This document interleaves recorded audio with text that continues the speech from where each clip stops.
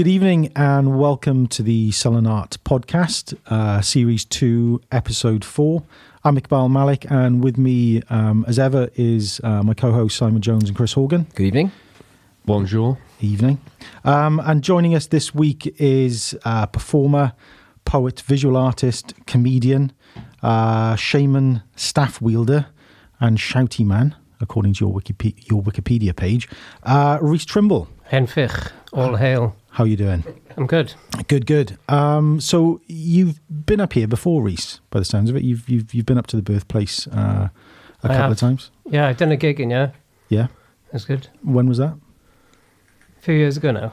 Yeah. Peter Finch's, yeah. And then I attended a gig as a punter, which was Nawr, which was Pat Morgan and other people doing some treatments of Dylan Thomas's short stories to like experimental soundtracks and stuff. It's good. Right, okay. That's the avant-garde stuff coming in a little bit, perhaps. Indeed. But I saw you, when did we see each other? Was it last Friday? It was indeed. Noah's Yard. You were doing a night, was it an anti-Valentine's night poetry event? Yeah, I realise now that I do like an anti-Valentine's thing every year. Cause like, right, okay. Because you know how Facebook reminds you of terrible things from your past. Right. I did like an anti-Valentine's workshop 2 years ago. So I see the same thought just reoccurs. Yeah. Around this time, usually when I've been dumped, you know. Right. And then I do a gig. And yeah, we happily met in that random environment. It was a good night, that. I mean, it was good. It was probably one of the few poetry nights, genuinely, that I really enjoyed. And it wasn't like sort of masses of people, was it, sort of performing and sort of poets there? But there was enough to make it a really good night, wasn't it? Considering I just didn't publicise it at all, and I just grabbed people who were drinking in Noah's. Yeah. It was just like all my gigs, 3 super intense people, right, and me, whatever. So who were the other poets at that one, Rhys? So we had Guinevere Clark was keen to read out her entire repertoire. Right. Okay. Which was very welcome. Right. Because she happened to have a back catalogue of like dark love poems. Oh, I've got to take my pills. It's the best. No, it's okay. It's becoming quite a regular feature on the podcast. It's all right, yeah. I'm now off my meds for the rest of the congratulations. This could get wild then. This is good news. Yes. So talk us through your poetry then, because you're, in my opinion, having seen some of your stuff, having listened to your poetry, you're a bit more out there than the regular Joe, I would say. A bit more. So could you sort of elaborate for sort of listeners who perhaps aren't familiar with your work? I'll just go back to the gig for a second, because I wasn't going to do it, and then I was walking around Carmarthen and I clocked this guy who's playing 2 guitars at the same time, doing one of those things. He had like a bass and a guitar and like pedals. Oh, okay. You know, he was doing neck thing. Yeah. No. He had a bass like in the normal position, and then he had like a acoustic on his lap. Oh. And he was just sort of hammering on the bass and then layering guitar over the top, one of them jobbies. I thought, oh, he's awesome, right? So I just asked him if he wanted to do a gig in Uplands. And because he's like a travelling busker from Worcester, he's up for it. And then I sort of built the night around him. So a lot of what I do, going on to that question, is like improvised. So it's like improv-y. Right. Back to that guitar. I mean, he was a really good musician, I think. Yeah. Actually. He was mint, yeah. But that didn't stop you getting your guitar out either, I noticed. I did play the bass for a bit, yeah. With mixed results, but like... I think very good results, really. But, okay. So the avant-garde stuff then, what does this entail? What does this mean? It's something of an anachronistic term, really. So we're talking like high modernists like T.S. Eliot and people like that who felt that they should push the boundaries. And Dylan Thomas himself was a modernist, because some of his stuff is quite experimental. Like his poems are like one long sentence, often impenetrable. You don't know what the hell he's talking about. And people, like Virginia Woolf, who are responding to something that was like new psychology at the time, that, you know, the mind is not crisp and clear, and nor is language. Language is slippery. It is not crystal clear. So trying to reflect the reality rather than some sort of edited, nice narrative-based version. Okay, that's a nice summary, I think, of that. But because you're also interested in sort of utilising noise and sound, isn't it, to kind of accompany what you do? Yeah. Right, okay. I can make some terrible noises later, but yeah, I suppose I've always been interested in music. I started maybe with music, but I found that discourse like too daunting in a way, because like everybody's, I don't know what you guys think, like everybody's like a virtuoso and you're growing up, and I couldn't really replicate that. So then, and then I started like painting watercolors, whatever, and then poetry was a very broad church. In a sense, you can do anything with it. It's quite forgiving. And then when I got that good at that, then I reversed applied it to music, because I was less frightened then. I suppose I'm like an outsider musician more than anything now, but I sort of play everything shit. Right. Or you could say you experiment. Could say that, yeah. Experimental musician. Yeah. Except experimental musicians are always like virtuosos first, Nope. and then they go back, no? I'm not a virtuoso, I'm a very experimental musician. Good. Well met. This is good. Very much so. Yeah. If you can't experiment with music, you can't experiment with anything. So I'm not a virtuoso by any means. That's brilliant. Yeah. Yeah, it's like... that's excellent, that is, yeah. I mean, I started with this stick, which is, and the rhythm of the poetry. Then I started playing drum kit, really basic. Yeah. And then I sort of played the piano as if it was a drum kit. And then... So you go for more percussive sounds then, in general? Yeah, I think so. It's like rhythm is where I got some skill. Yeah. But like melody, I'm a bit... Not. So you say you started on a stick? Yeah. Explain. So this is where the Welsh poetry comes into it, in that I always started all my gigs with this poem I like, which goes, Pan I welwch chi hint y gwynt ar glaw, pan I welwch chi'r derin am ddaraw, which I would shout at the top of my voice to like get the audience attention. Bit of stagecraft or whatever. And they're like, oh, what the fuck's that? Somebody's starting a riot, whatever. And then I would then read my work. And this guy conscripted me, as it were, to a group of people who are trying to do a thing with a stick. So that is the accompanying rhythm, which is banging the stick on the floor, and then you recite poetry over the top, which apparently they did in the Middle Ages. So he taught me. He was a musician himself, and he just had to invent a kind of rhythm that would work with Welsh traditional poetry, which are 7-syllable lines. So you can do like an offbeat with it. Yeah. And then he's quite proggy, this guy, and he sort of like said you should do it with like triplets, and you know, doing parts of the words on the triplets and stuff like that. So not that I could really do it, but I learned to like beat out the rhythm and simultaneously do a poem holding the stick in my left hand. So I suppose it got... So that would be a polyrhythm essentially. So you're talking about syncopation, where you would syncopate sort of da-da-da-da-da-da-da, like that. Yeah. And then a polyrhythm where you'd be doing one rhythm with the stick and then another... is it iambic pentameter? I can never remember. Another iambic pentameter with the way you were speaking. Musically, you're right. Poetry... No. You're talking about English poetry, which is... based on feet. So iambic pentameter is like I have of late, but wherefore I know not, thou stole my mirth, Shakespeare. Whereas Welsh poetry is syllabic, so it's all different. Right. The rhythms are all different. I'll demonstrate in a minute. But yeah, you're right that it's like polyrhythmic.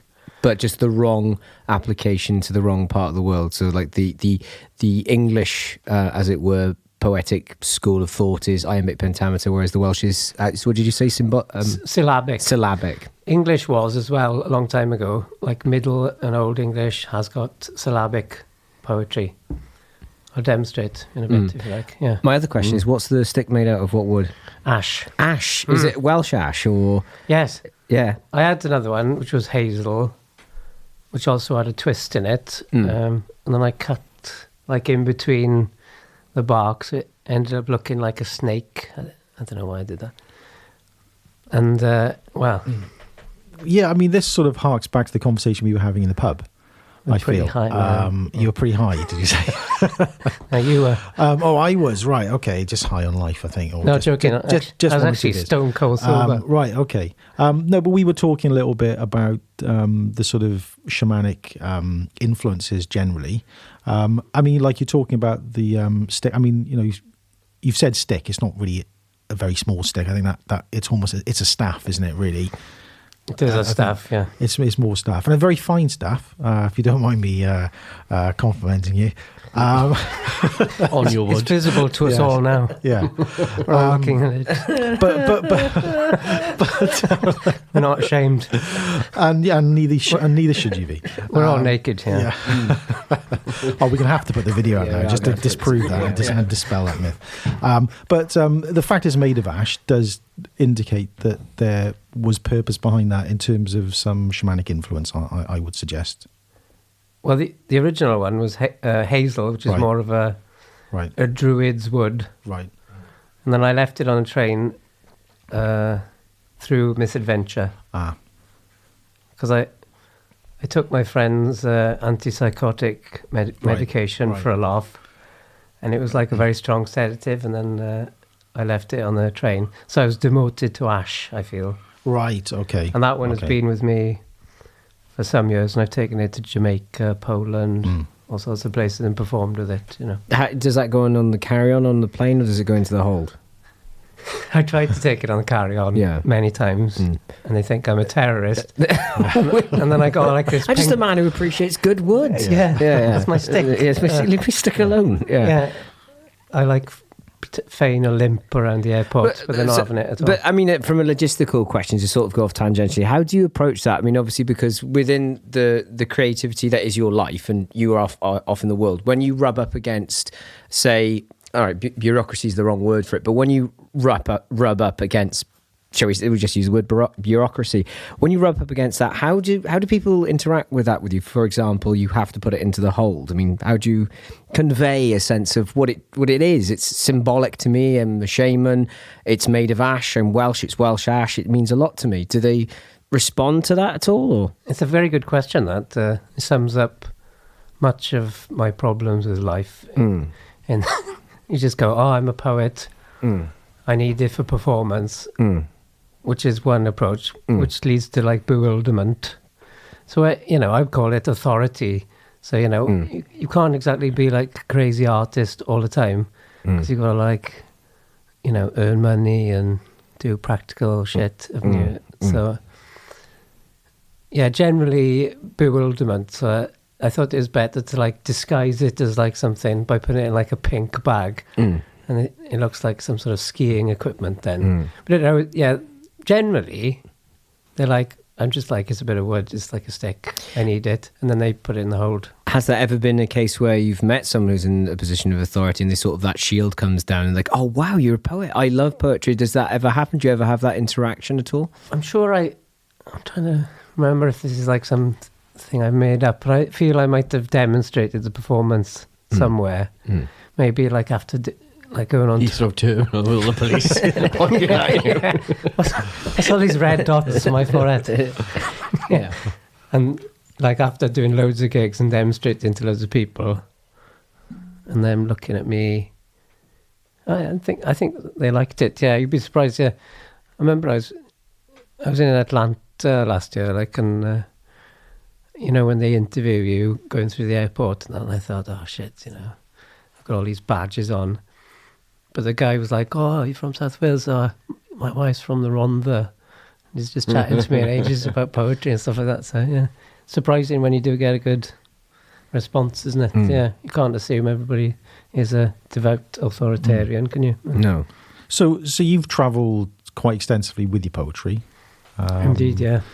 I mean, where have you taken it? What have you done? Have you done sort of book launches with it, or have you gone almost sort of some sort of poetic pilgrimage to kind of take in cultures and regurgitate and learn and perform, or?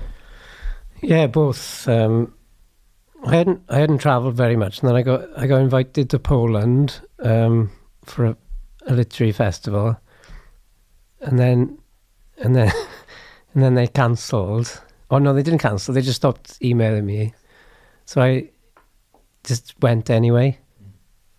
So I just rocked up at this art centre and said, "Oh, I am Welsh poet." And they're like, they were like embarrassed for a bit, and then they were like very amused that I just rocked up and I was like their mascot, and it was like billed as an international poetry festival, which was like Polish people and me and one Ukrainian guy. Superb. And then other times I've had proper jobs where I've done translation and stuff.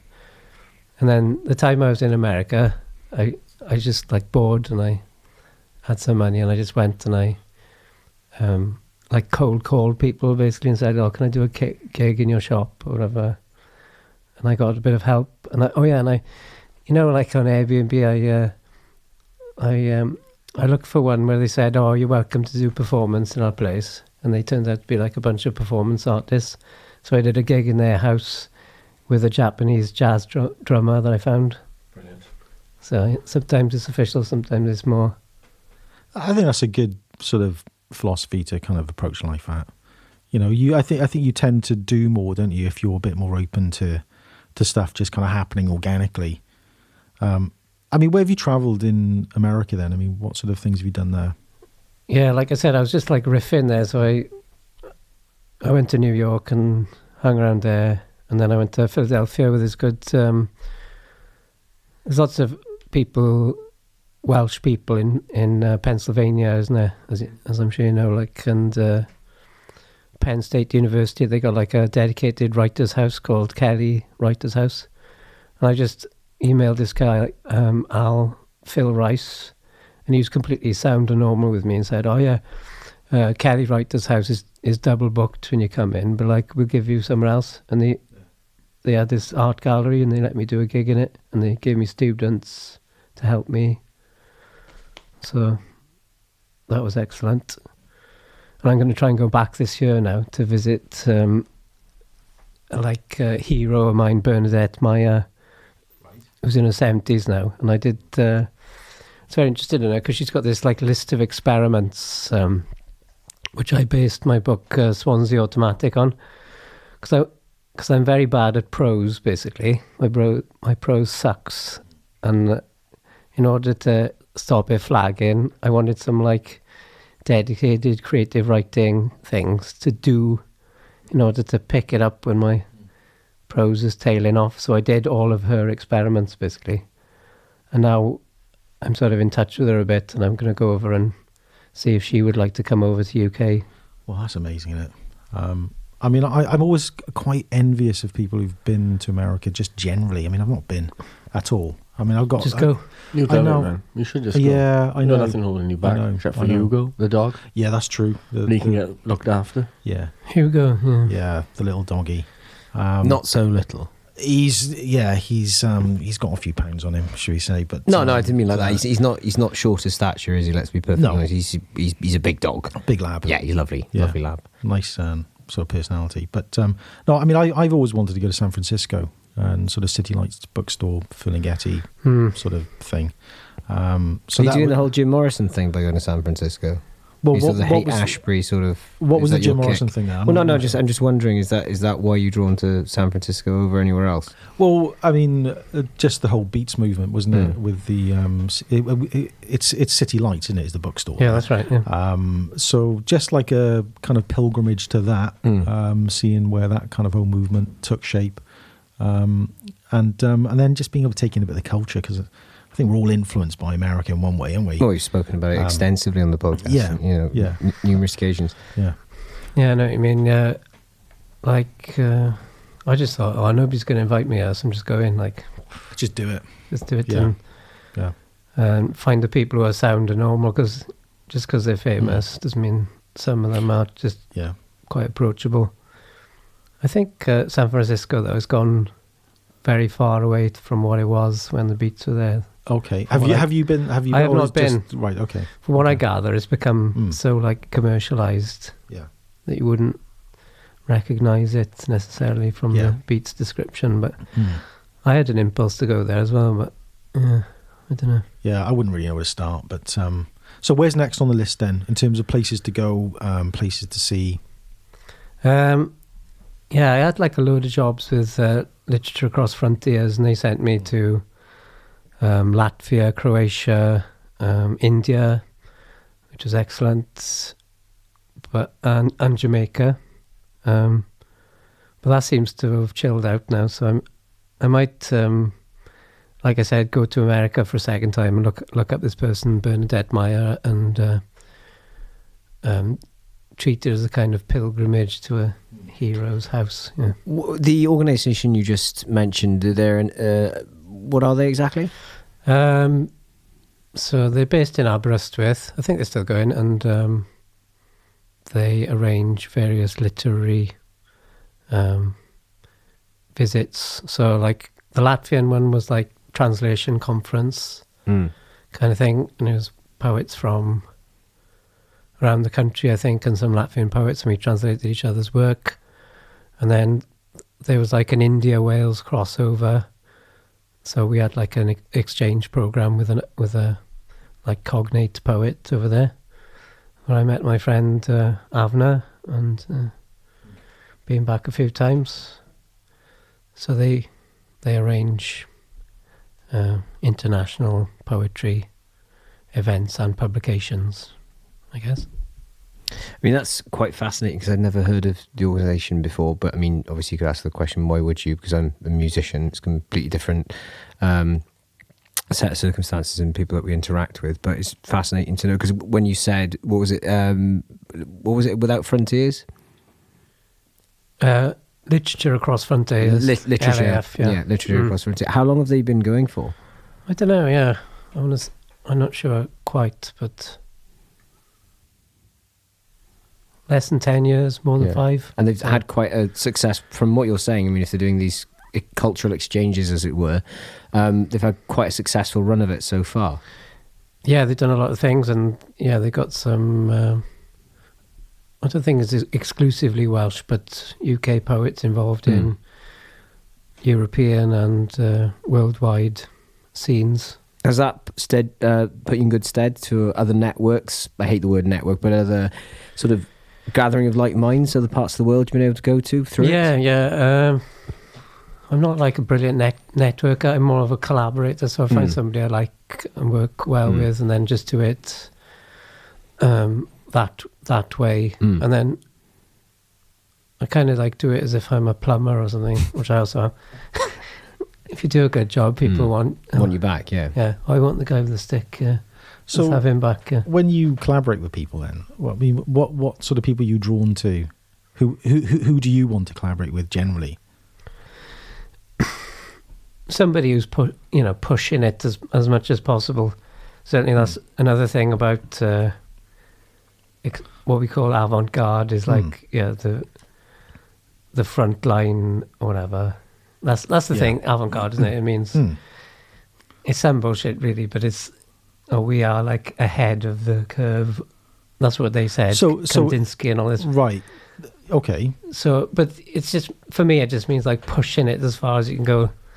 Like in musical terms, we're talking like experimental stuff. Like we were talking about post-rock earlier. Somebody who's like doing something that's a little bit out of the box. Or, obviously post-rock people were like, we want to take this formula and mix it up with orchestral kind of ethos. Well, that was more like for me with post-rock, I'm no great authority on it, but we did discuss before we went on air, as it were, about Explosions in the Sky, and that's more of a cinematic approach to music, and much the same with a lot of post-metal and the post-rock sort of movement. It has a very cinematic feel. It's almost an accompaniment to a film it's a score to a film that's not been made yet.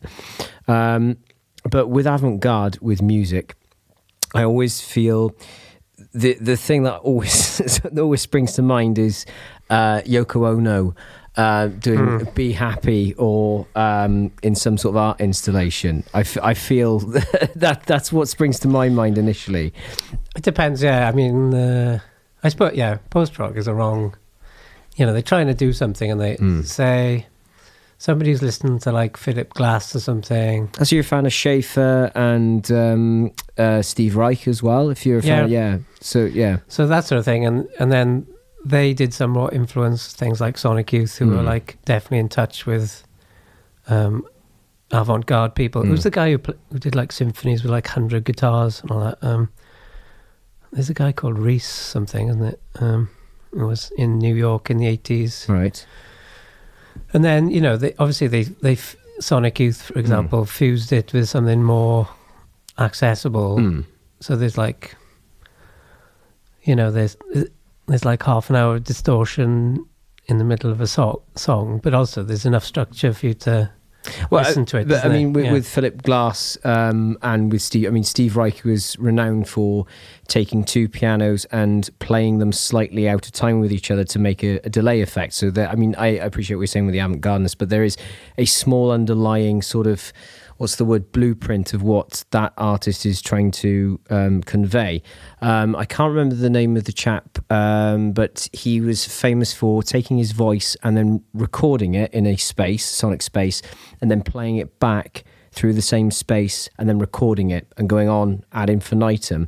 So what ends up happening is that the Alan Lucia, the sound that he initially said in this acoustic space becomes so diluted and becomes a drone eventually at the end of it. It's that one sliver of an idea of I don't want to sort of ground it in science, but that one idea of, right, okay, so what are the acoustic properties of the room and how can we push it to its very maximum?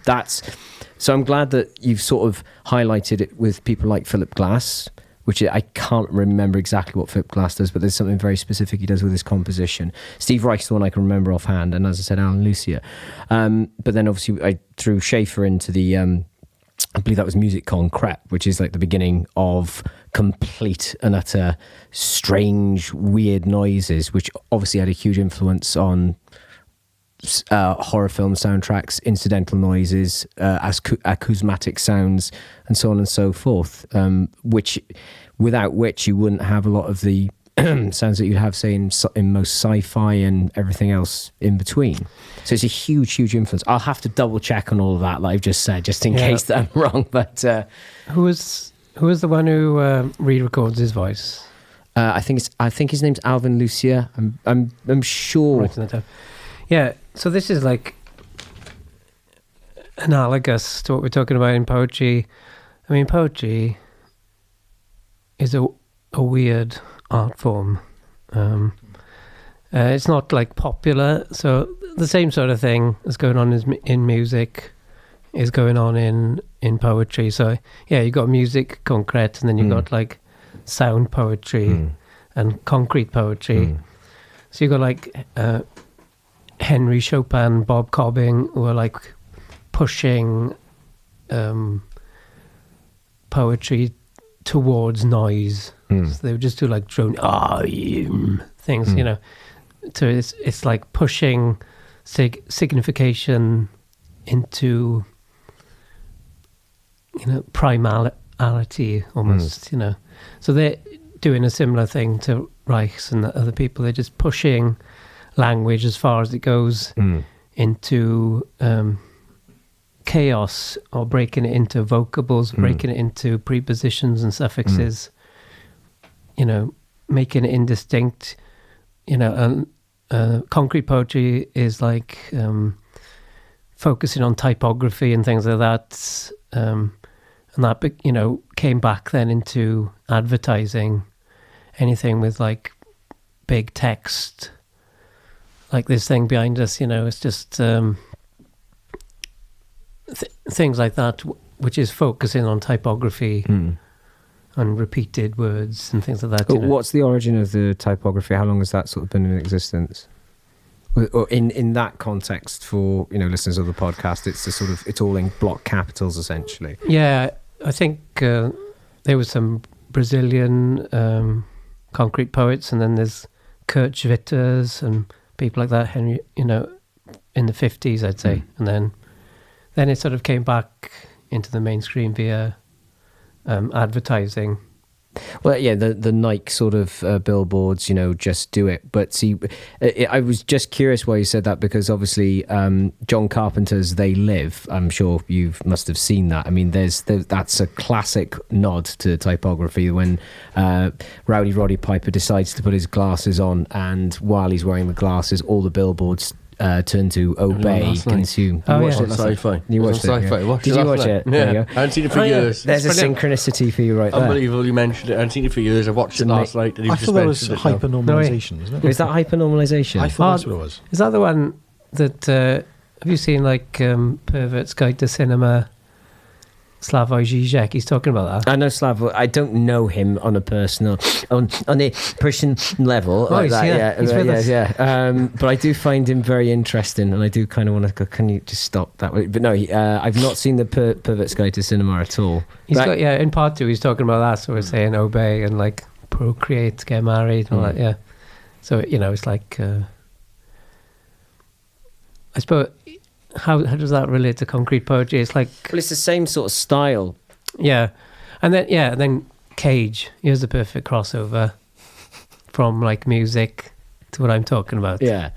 So he's doing, his kind of thing is like, for example, process, innit? Right. So you would like get some sheet, like blank sheet music, and then you would like hold it up to the stars, and then where the stars were, you would poke holes in it, and then you play that, or something like that, And The most famous piece, what is it, 4 minutes and something, which is just sitting at a piano and recording the sound of the auditorium and everybody sort of moving in their chairs because the performer is just sitting at a piano and doesn't move. Yeah, and tuning up noises. But he's like a process musician, wasn't he? So he's doing like different things and prepared pianos and so on. But he also did things like misostics, which are like acrostics, except the letters are in the middle of the word. And he plays around with typography a lot. So they're all in different fonts, and then like the shape of the fonts are leaning against each other. So that's like classic concrete poetry as well. Is there a fine line though between this sort of out of left field approach to the process and music, and then somebody who's actually just having a laugh at the audience's expense? Where do the two sort of meet? Because I get the feeling with some of because I studied this as an MA for creative sound design, so a lot of these sort of things intersected with what I was doing. But I did get the feeling with some of them. I mean, Schaefer was a classic example of this. When before he died, he said that he felt and this is not to be disparaging in this comment, that he felt he'd wasted all of his time and effort creating all these wonderful and weird sort of sounds, that the perfection was in the Western scale, which, isn't necessarily true. I mean, there's the Eastern scale, which is microtonal, which is beautiful within itself. It's a completely different arrangement.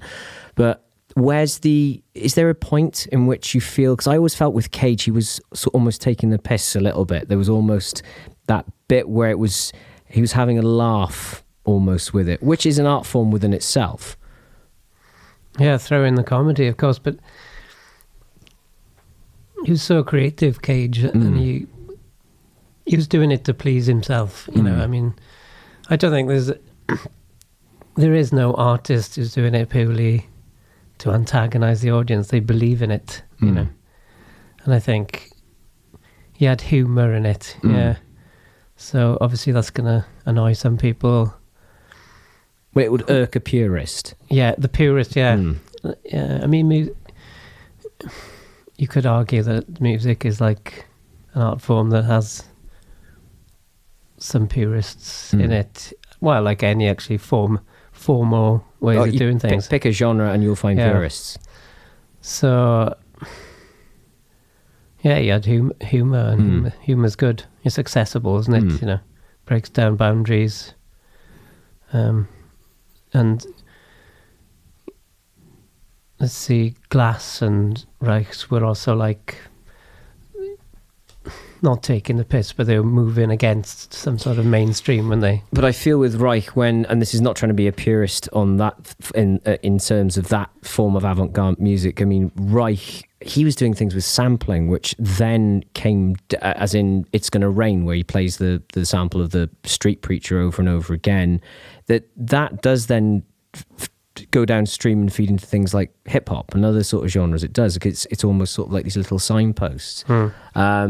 And again with the delay thing you did with the piano, which I can't remember the name of the piece. So but there was a end product which was then sort of used by artists in a sense. Yeah, Cage came up with so much stuff. Almost everything he did was incredibly creative. Things with scores and defacing scores, things like that Rodri Davis in Swansea is doing now, and you can do the same sort of thing with poetry, like Aleppo is doing some sort of process, like an algorithm to often some sort of classical piece, and then you will like use only words with certain vowels in or something like that, and you write a whole novel which has only got the vowel O in or something, and you get some random results. Or you like change all the nouns to 1-7 down in the dictionary, so it changes like human beings to sausage meat or something. I know it's a bad example, but yeah, there's a piss-takey element to it. Aleppo is a good example, actually. They're doing some process to something that's like high art. So they take somebody else's, Shakespeare or whatever, and then they'll do some process like I'm describing to it, and the results are often funny, and yet they're trying to make a point about language and originality and authorship and stuff like that. So it's only an algorithm. It's not like some divine inspiration or genius has made it. It's just mathematics applied to language, which Cage was doing very well, as well. So the process is sort of at the forefront of the avant-garde movement then, perhaps, is what you're saying?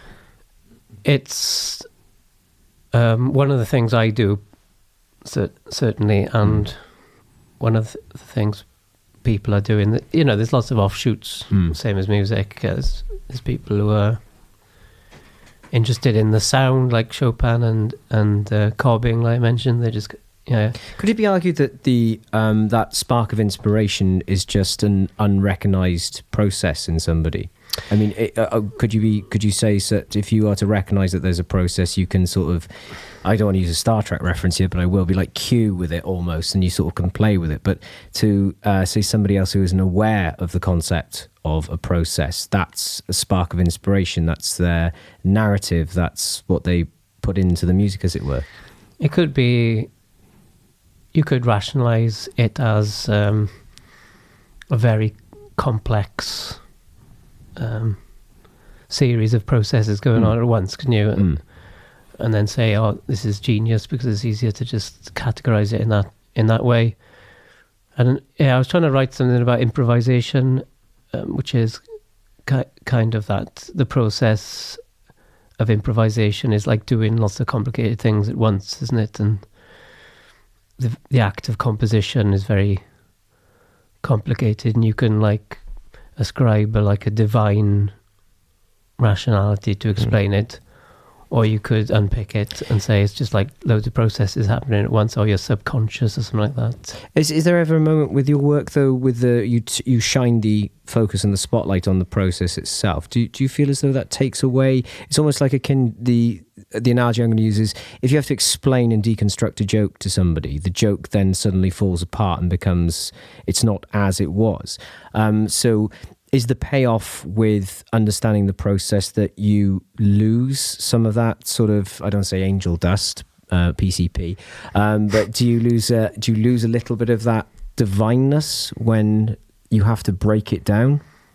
You don't have to explain it. It's, the best ones, like 4 minute 33 or something, it's like a good joke, isn't it? Yeah, because you're expecting something and you get nothing, and then obviously it's going to dawn on you that this is like a piss take, and then maybe later on you start thinking, oh, it's quite clever actually. It's something like that you can get it on different levels. So if you do like an n+7, which is changing the words to 7 down in the dictionary. But see, that's very clever. I mean, it's convoluted, but it is very clever. It's an interesting approach to language. And it's a good question, actually. Do you need to have the concept explained to you? Because some people, for example, cut-up method, which is Burroughs and Guyson. So they take 2 texts and they mix them together. Often they cut them into squares and they glue them next to each other. And then that's how he wrote like Naked Lunch or something like that. I didn't realise that. I didn't realise that at all. So you would cut like a book into like 6 squares like this. And then you'd like have, this square would be from like a cowboy book and this one's from astronomy or philosophy or whatever. Put them next to each other and get these weird sentences. And that's how he composed his books. So yeah, do you need to know that to enjoy the book? Or I forget who said it, but there is which is applied to musicians. When musicians or artists, musical artists produce a work, it ceases to belong to them once it's heard by somebody else and their own interpretation is put on it, which I think I take a great source of comfort in that. So, I mean, would you say that's that's trying to sort of like reach across the table with you with that? I mean, so you don't really need it explained. It is to you what it is to you. Yeah, there's a bunch of theory on that. Like, I mean, even that in itself destroys it. The fact that there has to be a theory for it, almost in a way. Yeah, I mean, opinion is divided on it. There's like reader response theory, which is like, and the structuralist, post-structuralists who are saying, it's like a collaboration. So I write this thing with my mind, and then you read it, and it becomes interpreted by your mind. So it's no longer the same work. The death of the author, Barthes is talking about. But then that was like in the 70s and early 80s, and then since then, the author's come back to life, and people are saying, actually, the author has got control over what is happening. Because the death of the author was implying that you have got no control over the product, in a way. But I defer that question to Iqbal, because I know that from speaking to him a lot on the poetry does, he really goes into the minutiae of what he's doing. It's like you really craft every word, every line. You're very careful. I mean, when I say you're slow with it, that's not an insult, but you labour with it. You're, a bit of a perfectionist with it. I think most poets do labour with it. I mean, that's my experience. I mean, I think everyone is different, but I suppose the way I write is, trying to be as careful as possible with the selection of words and language, like we were talking about in the pub, actually. That part of my own kind of writing and development is about honing that craft with increasing precision. I mean, I think what I like about what you do, Rhys, is that you've sort of mixed different forms, though, haven't you? I mean, we've tried to do that with a couple of sort of projects we've done. Distress Frequency Project is something we've been trying to get back up and running. You did between us as well.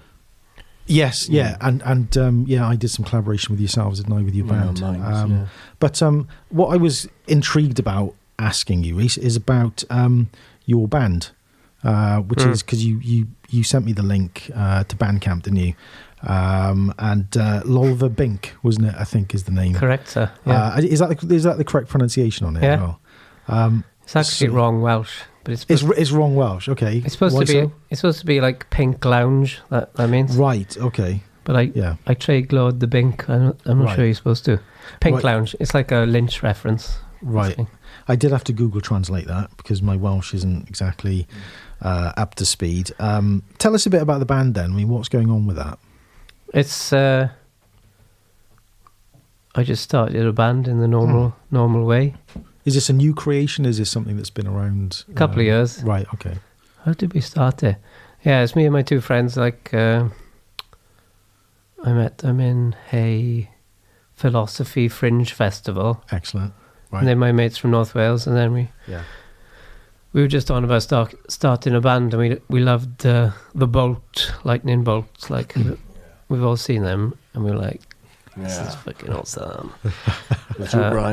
The two Brians that we were discussing earlier, where I like particularly that they just set up the kit in the middle of the floor and there's no barrier between them and the audience. That seemed really experimental. Also the fact that the drummer Brian like wears this homemade gimp mask with like a phone mic sewn into it, and he's got like triggers and all the drums and everything like that. It's very inspirational, and the sound is. And also they quote Glass as like a inspiration. I don't know how, like, but maybe lyrically or something. Well, it's repetition with Glass. It's like it's a phrase. It just dawned on me. It's a phrase, and then he changes one or two notes here and there, and it's sort of it's like yeah. A lot of their riffs have got kind of that kind of kind of vibe to them. Yeah, because the other Brian does like two-hand tapping on the bass. Yeah, and it's got like this. So yeah, we loved them. So we're like that, but not quite as virtuosic. With me screaming over the top. So you're a three-piece? Three-piece, yeah. So you're a bassist, drummer and vocalist, is it? Yeah, so like each person is like a master of their own domain. Like the drummer's just taking care of the percussion. Tom is doing all the melodic work, basically. And then from my poetry, it came direct from the poetry, but it's not like... You know where poets like try and start bands and they're just like intoning over jazz like Christopher Logue's Red Bird or some shit, you know? Yeah. I had listened to a hell of a lot of music and it was a musical project, and yet I get like a box which is in the corner, that green box, it's like a frog, and I throw them all over the floor and then I will read random bits out of it. Just... Because people won't know what's going on with that. So you've got a box basically full of scraps of paper with lots of, basically essentially snippets then of poetry, is it? Or kind of longer pieces of poetry? It's not like it's designed, it's just things from poetry readings that are rammed in a box.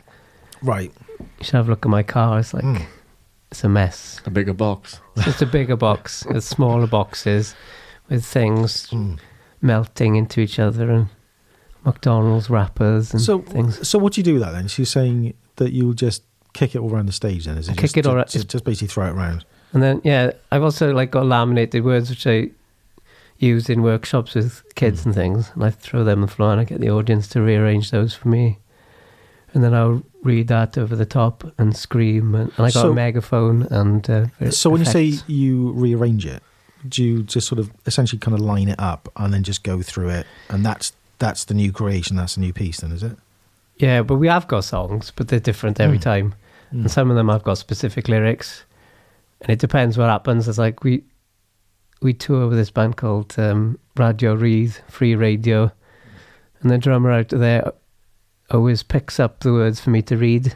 Right. So the audience are picking up things and I'll just riff off. Right. As like an improvisation. But we have got like songs as well. It's still active, yeah? Yeah. Yeah. How often do you rehearse, or do you get together, or? Yeah, as often as I'm in North Wales. So we got a gig coming up, and we got a new drummer now. And he's super keen. Another Rhys. So we're gonna do a gig in. So the two Rhyses as opposed to the two Brians. That's right. It's very similar. Where are you playing? In sunny Rill. I've never played in Rill. Imagine the glory. I can get you a gig there. Well, we'll come up and do it. Let's do it. Are you playing in the Holiday Centre, the Sunshine Centre? Oh, I'd love to. You're not playing there though? No, one fine day. Where are you playing in Rill? In the North Bar. Right. I played it. Yeah, we played this place called The Pot as well. It's got quite a good metal scene, Rill, and it's just like. Oh, we'll have to come up and it's got eccentric. Do a gig with you boys up there. Yeah, come. It's like this very eccentric gig. It's got like this smoking lounge, which is behind where the stage is, with like a window. So there's people out there smoking, just looking through this window at the back of the singer, and there's like a men's toilets right there as well. And then all these people will come through and sort of look at you, going, "The fuck's this?" Yeah. And I'm screaming in their face with my shoes off. Sounds like a good gig, that. It was good. Because you often kick your shoes off, don't you? Yeah. At gigs. What do you just feel more grounded with it? I do, yeah. Yeah. I know a few people do that, especially singers who do it. It's like a connection with the earth, if you want to be cosmic about it. Yeah. Kenny Rollins, Iggy Pop. First person I saw do it was Grady Avenel from Wellhaven. I thought, God, I've seen beers spilt and people spitting on that stage and you're walking around with your bare feet. But that's the first person I saw. Then I saw an interview with him and he said pretty much what you just said about that connection to... Yeah. If it's like pure expression, then you don't want to feel inhibited. I did this thing in North Wales once and they'd like mic'd me up. We had this procession, and we in Penrhyn Castle, who owned all the mines in North Wales, and I was supposed to knock on the gates and like recite this poem, and and they mic'd me up, and then I did this really nuts poem because I was sort of shouting at the Penrhyn family of fucking aristocrats and who basically oppressed the working class in North Wales, you know, and participated in the transatlantic slave trade. So I was fucking pissed off, and I just ripped the mic off and I had my shoes off, stuff. And it's just like this, you don't want the mediation too much.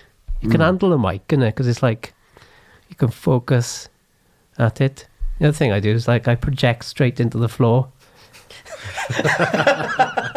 I don't know why I do that. No, I want to know more about this. Go on, tell me. I'm like on the floor. I'm always like, I got the mic and I'm projecting straight down. I don't know why I do it. Maybe it's symbolic because that's where you desire them to go, 6 feet under, hell itself, you're screaming at them. Yeah, it's the underworld. I don't know why. It's some sort of primal thing that comes out in it. Yeah. So we've spoken quite a bit about your poetry, but yet we are yet to have a performance. As with all the poets that we've had on, we like them to sort of do a piece. Rhys, would you like to do something? I'd love to, yeah. So how much do you want? Like, Let's just do one for now, and then we'll do another one later. Okay, yeah. I could do the... to represent the practice, I could, I'll just do a poem now. I can do the stick. I can do medieval cywydd bingo later, if you like. So this is one... there's a bit... It's like based on this poem, which is Hywel ab Owain Gwyned's Exaltation, Gorhoffedd, which is about Gwynedd. Something as a structuring principle of it. So you can see a bit of music in it, like it's kind of, like you were saying, the explosions in the sky are like cinematic, that you'd have like, you know, an epiphany or something like that. So I'm taking like this as a structure and then smashing it to pieces and doing some other stuff with it. So this is a manifesto, I say, recursive manifesto after Gorhoffedd, Hywel ab Owain Gwynedd. Intersectional disgust, an invocational doubling.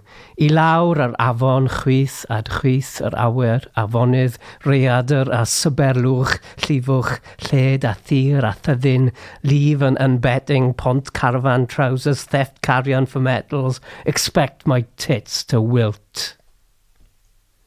My heart to your love, my mind to your body, my body to your body, come to me.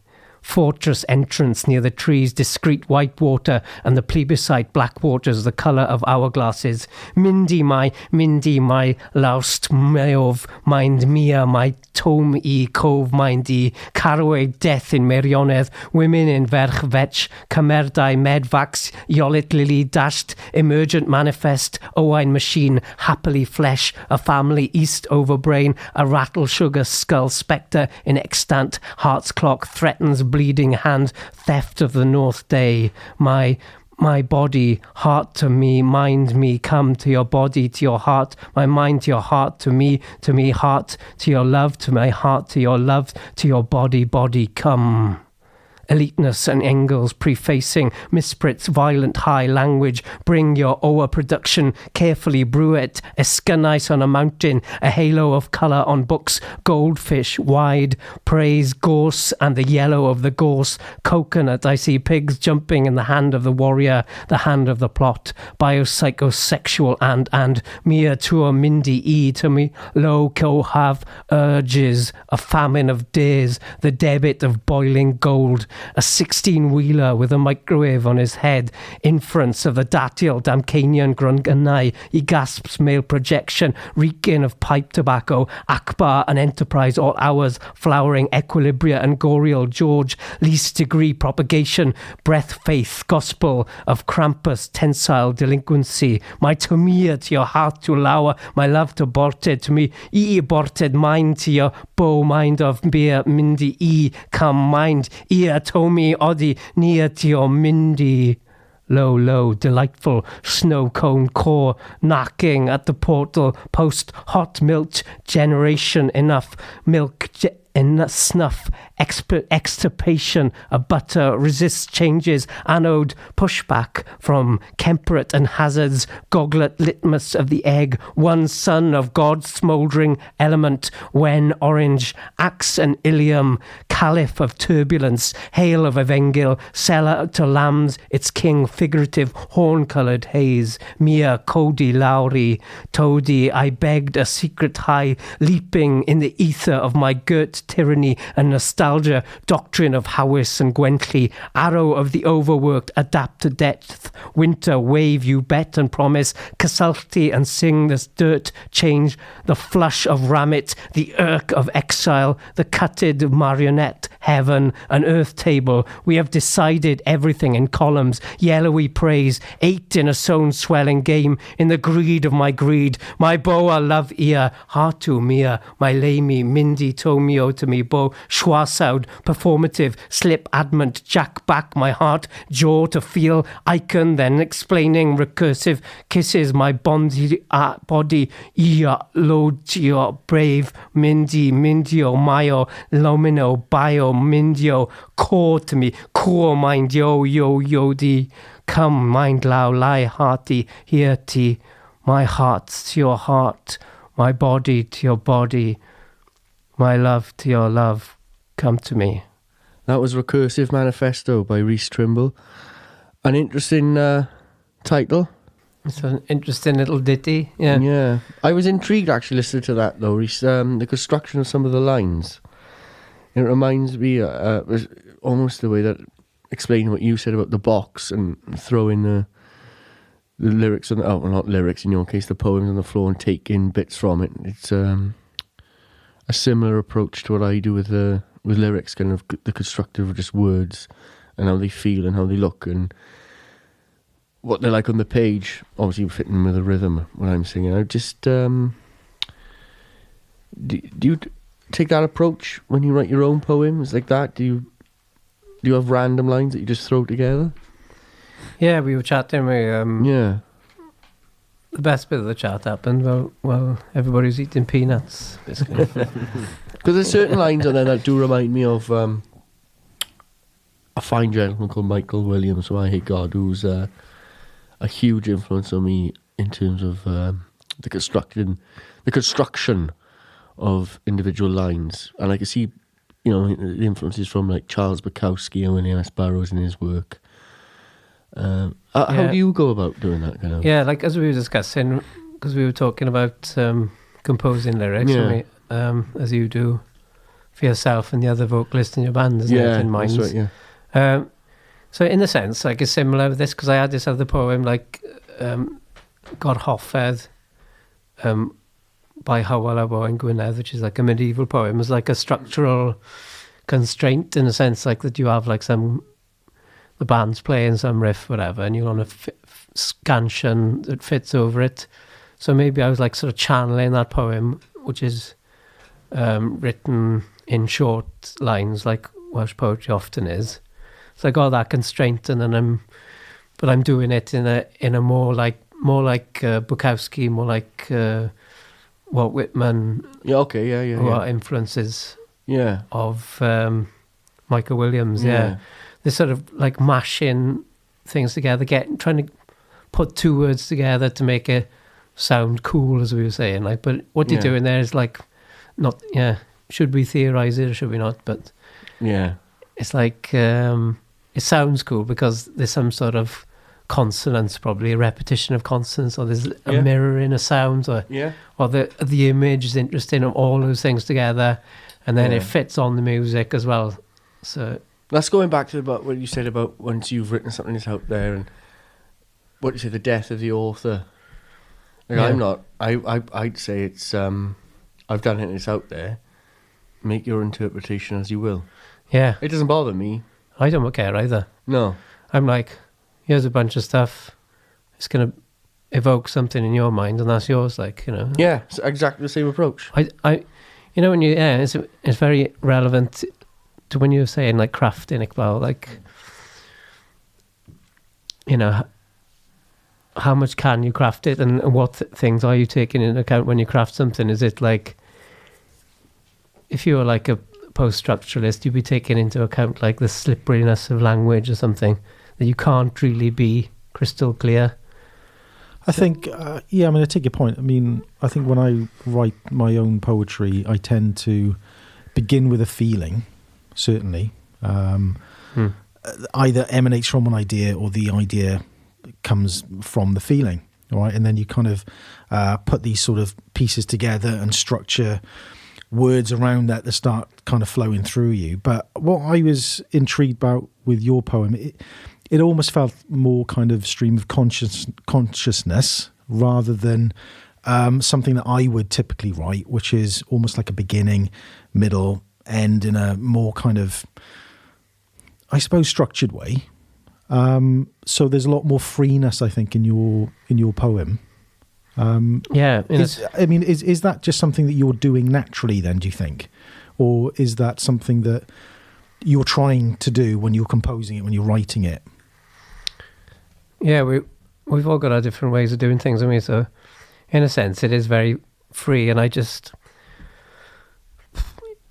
like, as we were discussing, we've got different ways of composing, and you've got something that's constraining you, either some music you've got to fit it to, or some feeling you try to be true to.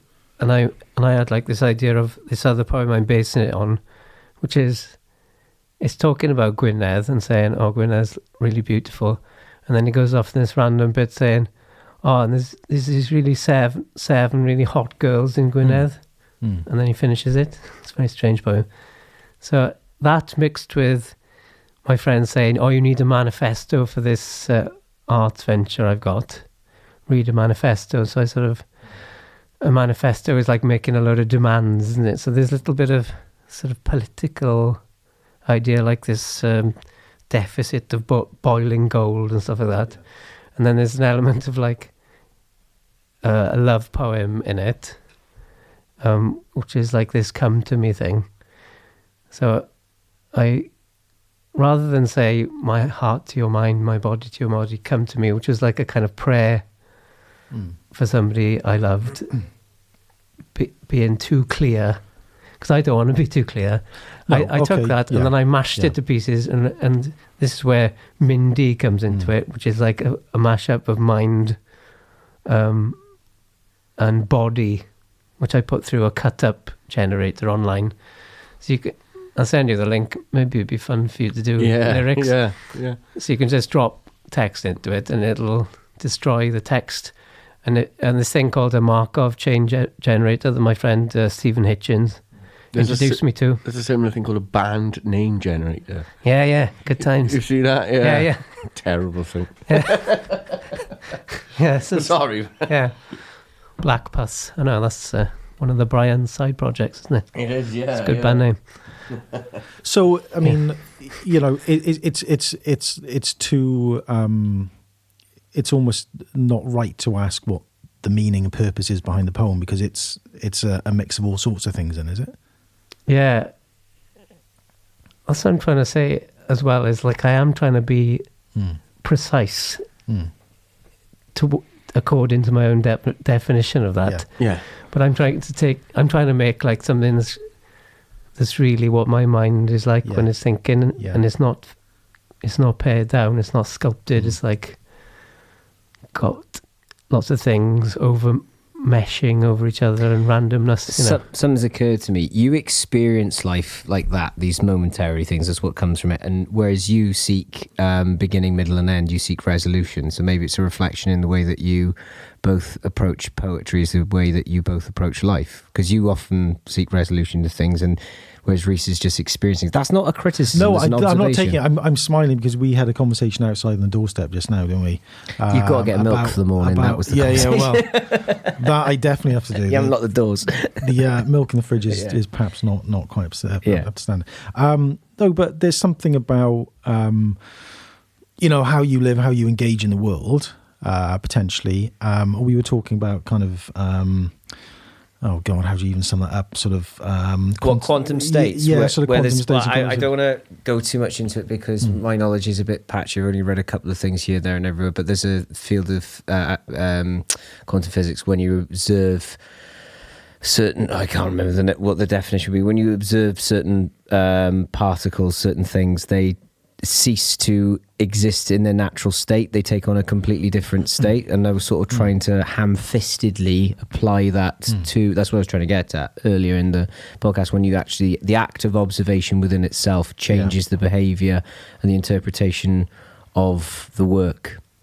Yeah, I think that's to do with electrons, isn't it? Yes. No, I don't say yes. I think it is. I think I think electrons, the current thinking. No pun intended there. No, with your current. It wasn't. I'm not that clever. You are. No, I'm really.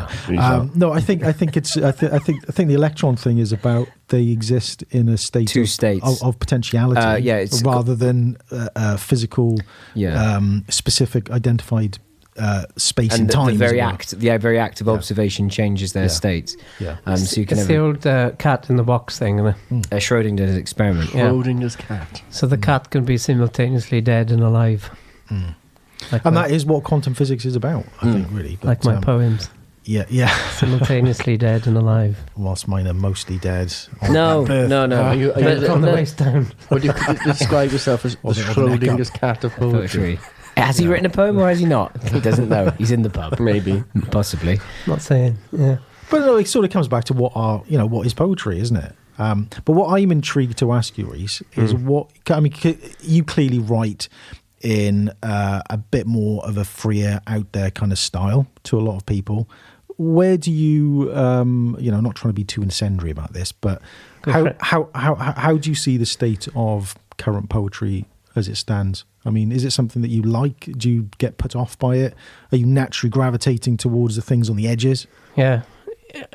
Like you say, it's obviously going to depend on your approach to life, how you write, and the things you gravitate to. That's a good observation. So maybe Iqbal's like are you a Libra or something? Pisces. Are you Pisces? I'm a Pisces. Are you? Oh, my brothers. Yeah. Well, I am. Yeah. My brother's a Pisces. What are you, Rhys? Virgo. The water carrier. Do you buy anything? By star signs and astrology? I think it's interesting in the terms of like profiling people.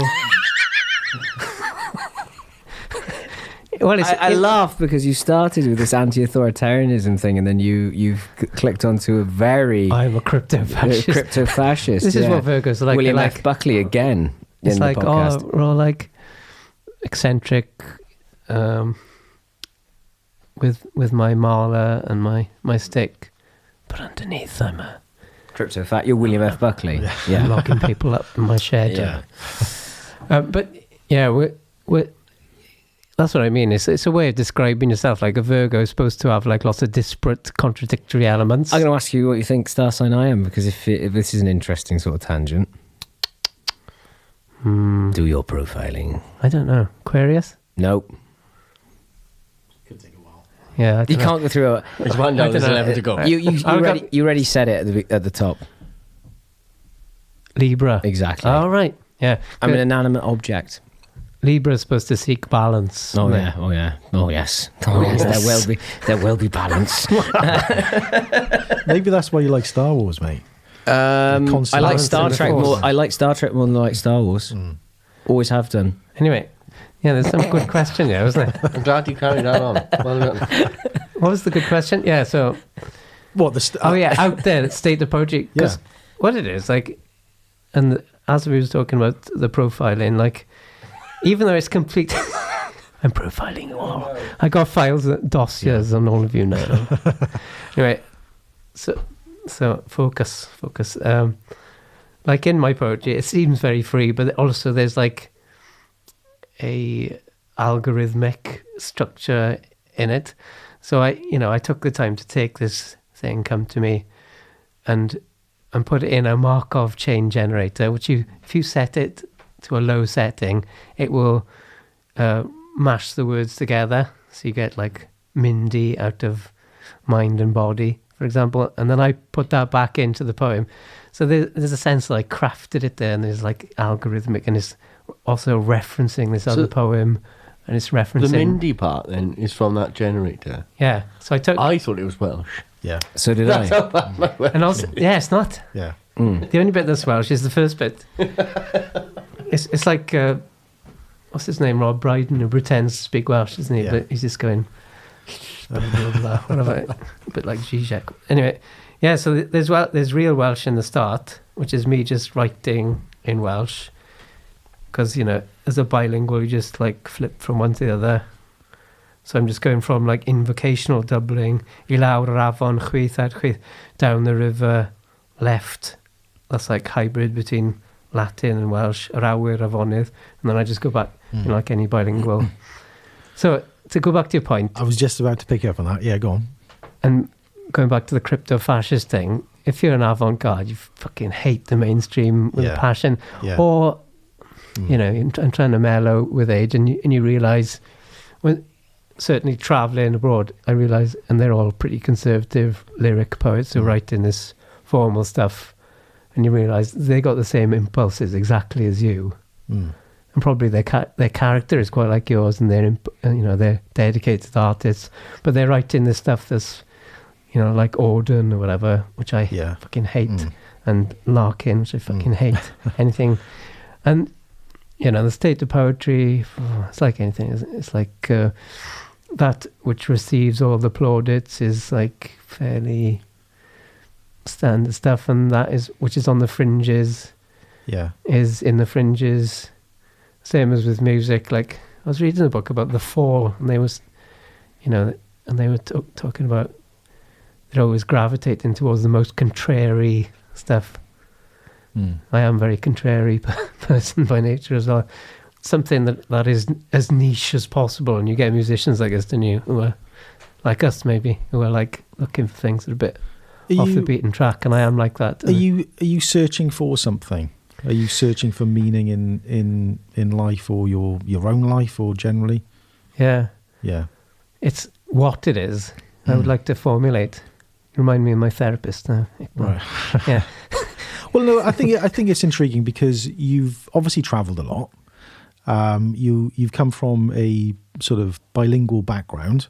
You like to take in lots of influences and put them into your work. And I suppose the thought at the back of my mind is this also part of your, sort of overall journey? Because you weren't actually born in Wales, were you? You weren't born in the UK, in fact. Not on this planet. No, well, maybe not on the planet. But I think it was on your wiki page that I clocked that. Was it Zambia you were actually originally? Yeah. My parents are out there. So, yeah.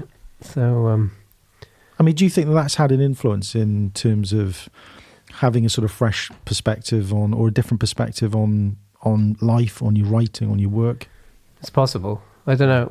I don't remember it because I was like 11 months when I left. Oh, and I went to Gwent, and then I went to Glenheath, went to Ystlafera to school, but certainly I'm on a mission, and I said to somebody the other day, that art is my religion in Welsh. Celf yw fy ngrefydd. And it implies you're trying to do something to the world.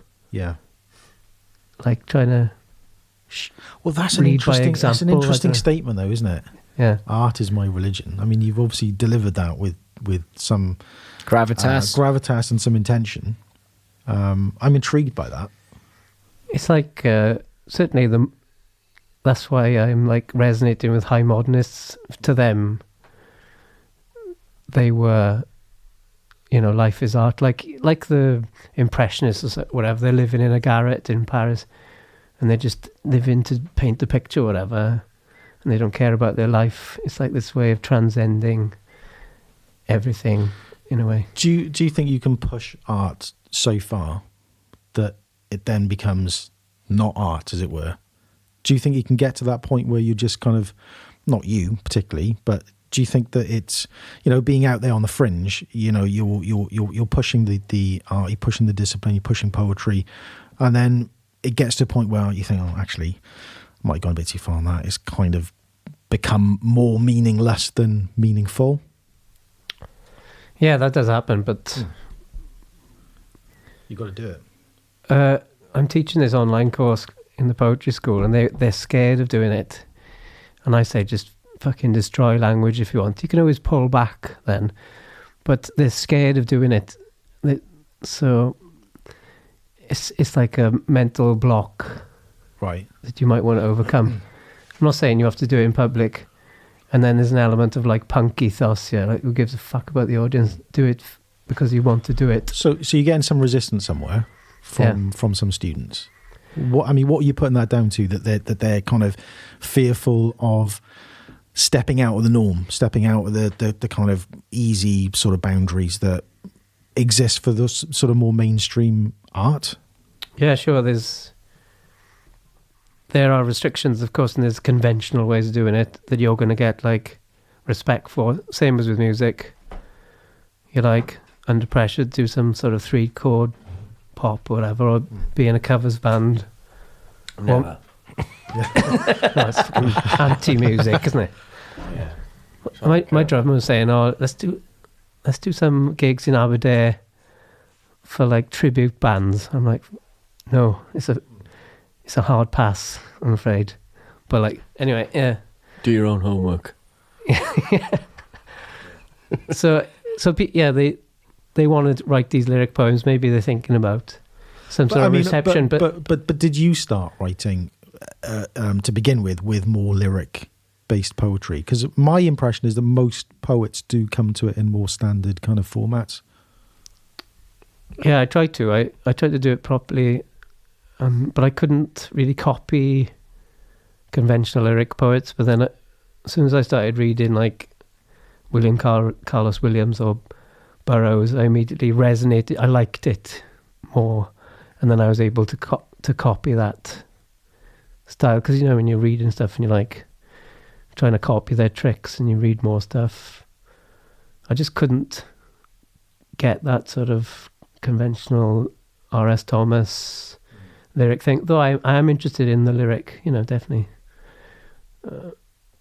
And Welsh poetry is very formalised as well. I'm interested in that. So, yeah, that's something I don't have any appreciation of, unfortunately, because I can't speak Welsh. So it's almost a bit of a regret, isn't it? You sort of live in a country and in communities where, Welsh is spoken, and you just get a bit disconnected from that part of the history and that part of the culture.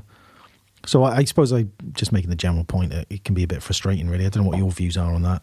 Well, Christopher Hitchens shared the same opinion with you. He was really remiss that he didn't understand, he couldn't speak Gaelic, his mother tongue. Right, okay. So you've got a lot more in common with Christopher Hitchens again. Keeps pointing this out to me. The new term. So there's that. And, no, and there's the whiskey. Agree. And there's the whiskey. I can't speak Welsh, and I have no interest in learning Welsh. Born and bred Swansea all my life. Yet my grandfather was Norwegian, and me and my cousin said, perhaps you should start learning Norwegian. So we're going to learn Norwegian, or started learning Norwegian. So you have started learning it? Very basic. We looked at beginner's level, maybe. So maybe for like turn of the year, but nothing. Okay, but what spurred you to do that rather than conversely to start learning some Welsh, for instance? Because Norwegian will get me further in life than Welsh. I'm joking. Or is it that you're just more interested? No, I am more interested of your history. Yeah, because it was my cousin never knew my grandfather. I'm the only one of the grandchildren in that side of the family who knew my grandfather. And my sister as well, but she was a little young. But he came from Trondheim in Norway, and people see the Viking folk. And all that. I was told sitting on his lap as a kid, about Yggdrasil, Fenris the wolf, and Loki and all that. And that's why I'm disgusted by like Marvel with Thor and Loki. I mean, you wouldn't do that with a Jesus Christ. You wouldn't do that with an Allah or any of that. Yet you've taken when does religion become A commodity? No. When does religion become mythology? Do you know what I mean? Mm. Yet these people looked up to people like Odin, Thor, and worshipped them. Yet that's become a mythology. Yet Jesus Christ, Allah, Buddha, all that is a religion. Well, where's the difference there? But my point being, I love the Norwegian folklore. I've always been a fan of Norwegian black metal, the second wave. I thought, let's do it. Let's learn Norwegian, just for something to do. And I can't answer the question why I chose that over Welsh, but it appealed to me more. But what I know of Welsh and what I've learned of Norwegian now, they're very, very similar. Yet the Scandinavian, or specifically Norwegian language, is far more rhythmical. It's more like Gaelic. It's more or Welsh is very and it's very dead-ended words. It's very punch in the face kind of blunt kind of delivery, specific wordage. While I find Gaelic and Norwegian or Scandinavian is more rhythmical. But when you look at it's very similar. Very similar. Even the spelling of certain words is very similar. I mean, how do you find that then, Rhys? When so Chris is talking about the Welsh language, the Welsh words, the sort of sounds to it. Is that something you relate to, or is that slightly alien to you? I understand the impulse. I mean, yeah, Scandinavian languages like Newcastle do that lilting thing where they go up and down. Yes. It's very beautiful, but yeah. I mean, Scandinavian languages are more like English, technically speaking, and Welsh is more related to Irish and Scottish Gaelic, but it can be soft as well. But then again, like my other grandfather's from Cork, and he knew a bit of Gaelic, and I find that the Gaelic is far more rhythmical. I think it's a softer sound. Welsh comes across more. Yeah, I was thinking like stronger, more. Yeah, more blunt, maybe. I was thinking I could contradict you by delivering a poem, but I totally can't because it's very blunt the way I do it. but not everybody does it that way. What's the poem you were thinking of? I was just going to get a cywydd and then shout it in somebody's face with a stick. Let's do it. Well, the neighbours. Oh, right. Would that be an issue? All because remember we were here before doing I'll try and do it chill now. Whose face are you going to shout it in? Yours. I don't want to shout it into my face. You're fine. I don't know. You seek balance in life. I know, but seeking balance doesn't require having Rhys come up to you and go, "Hi, I've known you for 50 minutes. Let me shout in your face." No. King got those 50 minutes. Yeah. But anyway, the thing about Welsh as well is like in Swansea, it's so hard to engage with it because, like, I was from South Wales and I went to Slovera. Yeah. So I had it, but then I was just like talking to old ladies and stuff. And I was like, fuck, I got this language, like, but I can't use it for anything living. And then I went to North Wales. I used to go to the Eisteddfod, to the Fringe, to get drunk, basically. Yeah. I met people from North Wales, and they're like teenagers, and they're just like getting wrecked, copping off and doing drugs and stuff. And it was like a living language then for me. And then they were talking Welsh. Yeah, they just do it naturally. Yeah. And like the kids outside the spa are like fucking trying to get you to buy cigarettes in Welsh. They're doing everything in Welsh, and then you realise, oh yeah, this is now a live and it makes you more interested in it. And then obviously the poetry was like my death metal or whatever, like a cultural hook. But in Swansea, I mean, like the Normans invaded here a long time ago, and there's like socio-cultural reasons why the wedge between Welsh and English are even greater here. And obviously, I find that with Wales, you look at from, let's say, Swansea. Let's go from Bridge up to the English border, Monmouth and all that, Cardiff, all that. It's very English speaking, but the rest of Wales is that's what I found. Utilise more. Yeah, when I went north, I was like, it's like a different planet. It's like, it is. It's like everybody's just speaking Welsh, and they've sort of made it their own, and it's very slangy and funny. So you get pop-de ping and all this sort of stuff. And then people are just speaking Welsh, and it's not political there. But down here, you speak Welsh, it's like, where it's like in school, it's just like even in Ystlafera, we were speaking Welsh to the teachers and English to each other. And this is because of the weight of capital, the power of the English language. And, England has got big power, and you want to like you were saying, what use is Welsh? And it has, if you want a job in Gwynedd Council, or that's about SVC. it. Or SVC. That's about it, isn't it? But is a language for getting you money. Although I did see a presenter when I was at Tinopolis, a very famous Welsh presenter, just speaking nothing but English for the duration that he was upstairs getting his dinner in the canteen. I know. Yeah. You have people like that? Mortifying. There's teachers in Goyr School, and they teach speaking English when they're in... Did you go to Goyr? No, but I taught there recently. Oh, right. It's quite fun. I live right next to it. In Cwmdonkin, yeah. Yeah, my parents still do. I don't know, but... yeah, and they were speaking English outside the school. It's like, what's the point? But it's hard one of my best friends went to Goyr. Yeah. I went to a Welsh-speaking infant school and junior school, went to Goyr, finished, became an electrician, and as soon as he left comprehensive school, he never used Welsh. And when you ask him, you could see him, he's really got to think. It's not instinctive. Yeah. When you try and put Welsh back into a community when it's been decimated, it's very difficult. So you've got this artificial environment where you're forced to learn Welsh. It's schools are like prisons, really, and they try to, it's like an authoritarian environment. And in Welsh schools, they got posters everywhere saying Cymraeg Dod. Obey. Consume. Yeah. Well, I do like put the glasses on. I do like the sign in the front of the Goyr, Araf Plant, slow children. I've said that for years.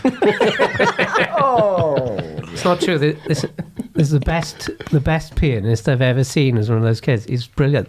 It's like concert pianist. Yeah. My mate I was just talking about, phenomenal drummer. Is he? Yeah, phenomenal, yeah. Brilliant. I just find that you pull up to that school as an inspector, you're already off to a bad start. Slow children. Confidence is higher. Yeah, it happens that once the pressure's off, why would you speak it? You need reasons to speak language.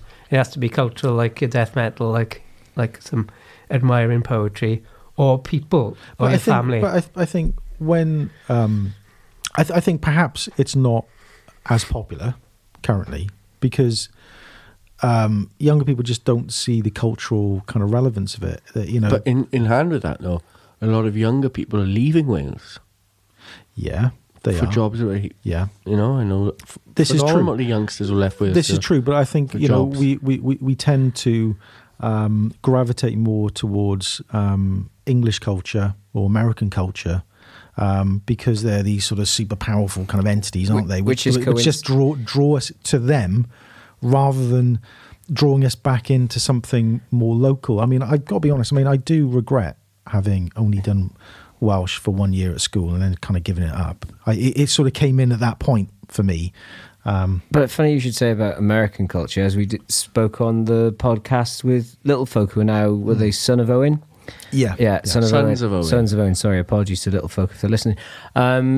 we talked about you say about the American cultural influence, but the majority of the founding fathers of America were of Welsh ancestry. We discussed this on the previous podcast. You brought it up today about Pennsylvania. So in a strange way, it's a bit of a full circle. And I've said it before, I went to a place in Colorado called Breckenridge. And it's because all the miners went there, not mining for coal, but mining for gold.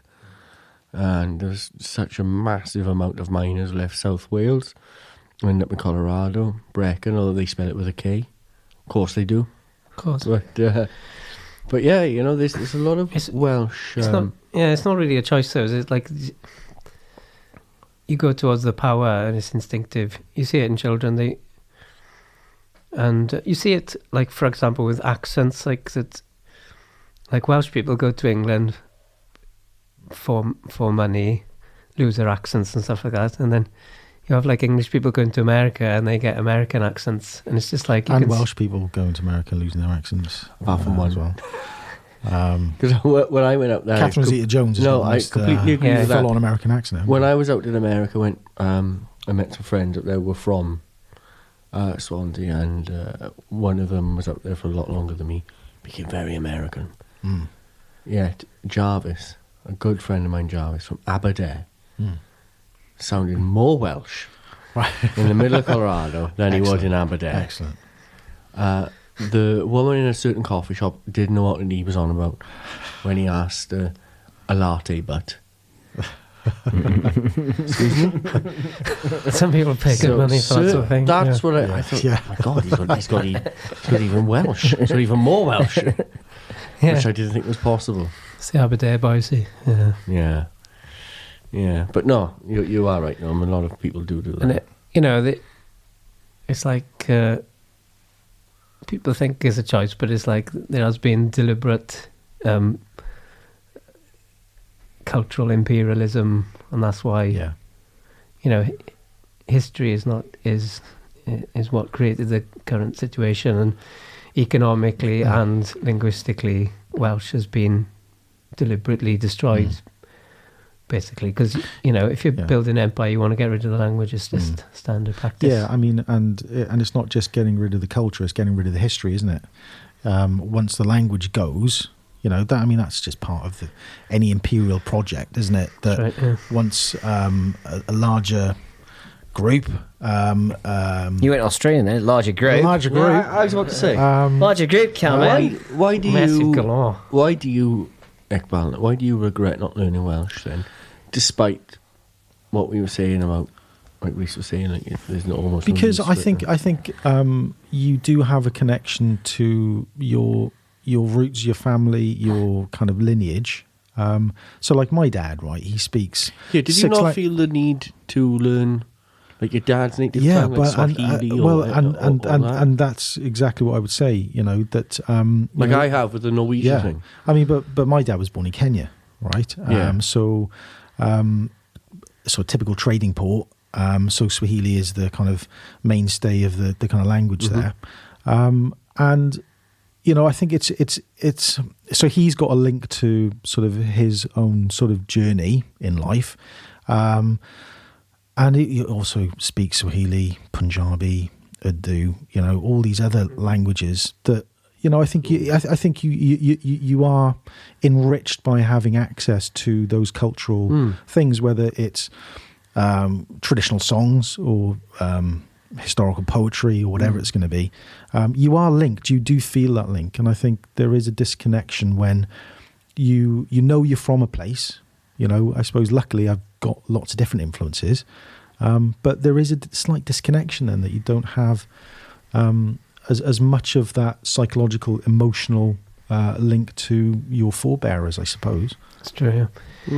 Like the place names and stuff, and if you can't pronounce that properly, or it's just like a mystery to you, nobody says Llwchwr, do they? They say Llwchwr and things like that. Do you speak any other languages, Iqbal? Me? No.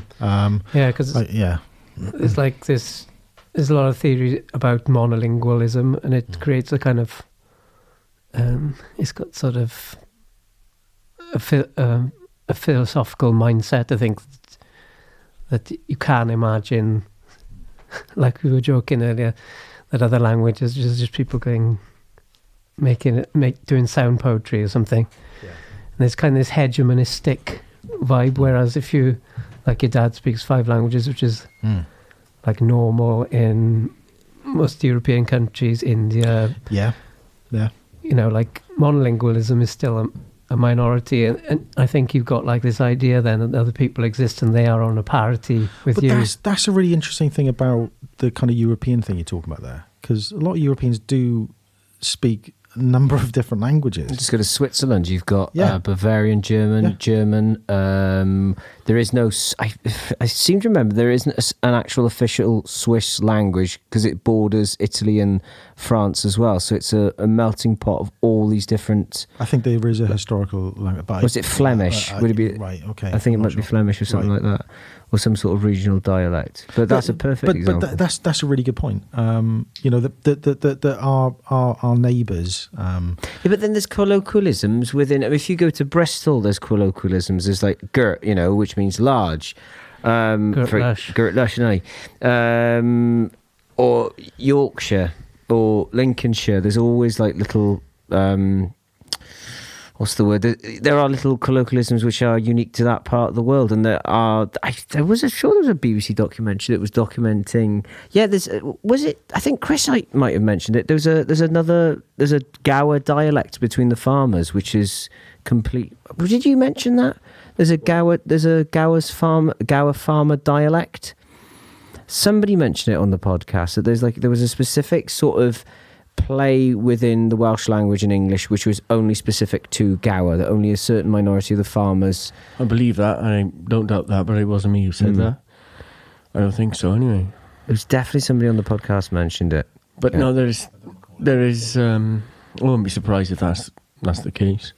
But this goes back to the fluidity of language, you know, it's constantly moving, evolving, you know, takes from history. I mean, so, you know, we're saying about the cultural imperialism that's been imposed upon the Welsh, but I mean, I would argue, so if we go back to the invasion of the Roman Empire in Wales, there's certain words which became part of the Welsh vernacular. So fenestra, its root isn't that Latin? Oh, there's tons of Latin in Welsh, but it comes via the church, I think, because I was Christians.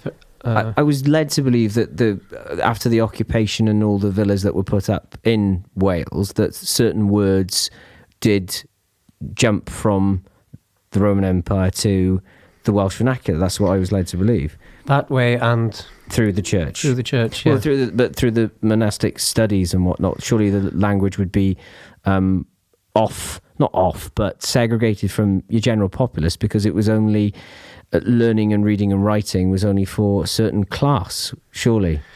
Yeah, like scribes would have been Latin speaking. For example, Gerald of Wales was Latin and Welsh speaking.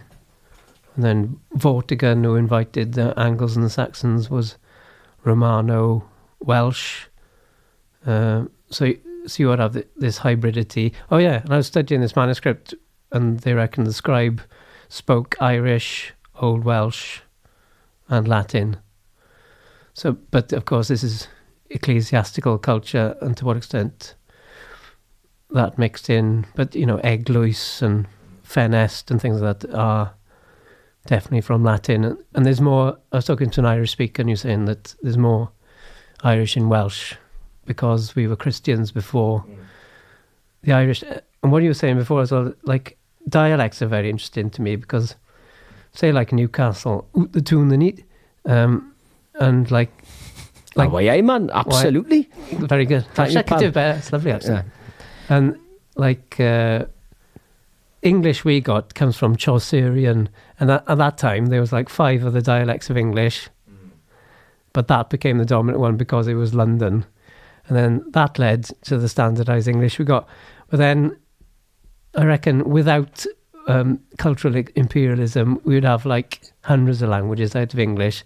For example, Jamaican, so-called patois, Pidgin English, is now argued by some as grammatically distinct from English. So I went to Jamaica, and they can do like a spectrum from completely understandable to normal or English or American speaker to something you just cannot get anything.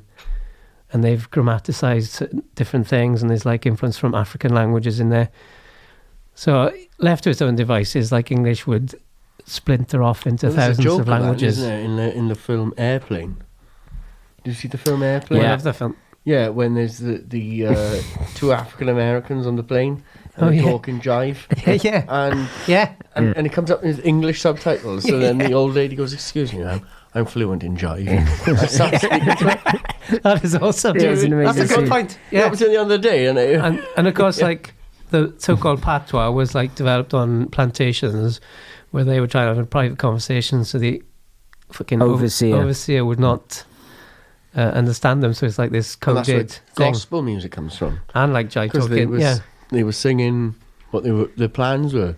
Yeah. And the slave traders and the plantation owners just thought that they were going to just singing, but they were singing what they were going to do, where they were going to meet. Goes to show how powerful language is, isn't it? And if you haven't got your own language, you have to make one in order to make plans against the oppressors. Yeah. Should we do another poem? I want to ask about the child's head on the table. Well, okay. Yeah, let's get to the trinkets. Yeah, there's a lot of trinkets on the table. We've mentioned the stick. There's describe it to us. The baby's head is actually staring right at me. And there's a small doll's head that it looks like it's about to go to the 2000 Trees Festival. Yeah. It is very League of Gentlemen what you're doing, Rhys. Why is there it harkens back almost to a scene out of With Nail and Iron. Bright eyes burning like fire. It harkens back to a scene out of With Nail and I. My thumbs have gone weird. Yeah. But why the small doll's head? Weird. That's a line I wasn't expecting you to try. I know. Looking kind of beautiful, man. Anyway, yeah. So I've got this doll's head. What's the baby's name? What's his name? I don't know. You name. And a friend of mine has put makeup on it, and going back to drops, in like post rock and things like that. This is my favorite musical technique, like Nirvana, loud, quiet, loud. The thing about having a candlelit bath with incense and somebody coming on the sledgehammer and putting it across your face, dropping a weasel into your bath, a la Big Lebowski. This is how I conduct the band. So I got this, which when I hold it in the air means hit the distortion pedal, go fucking loud, and then I had like this bat, which is like a curling bat that I found somewhere, and I wrote on it Gosteg, which means let's have a little quiet now. So I raise up the bat if I want them to go quiet, and I raise up the baby's head when I want them to go loud. So what about the spherical object on top of your water bottle? This is the orb. The orb. Fine looking crystal. It is beautiful looking crystal. What's it actually made of? This is the orb.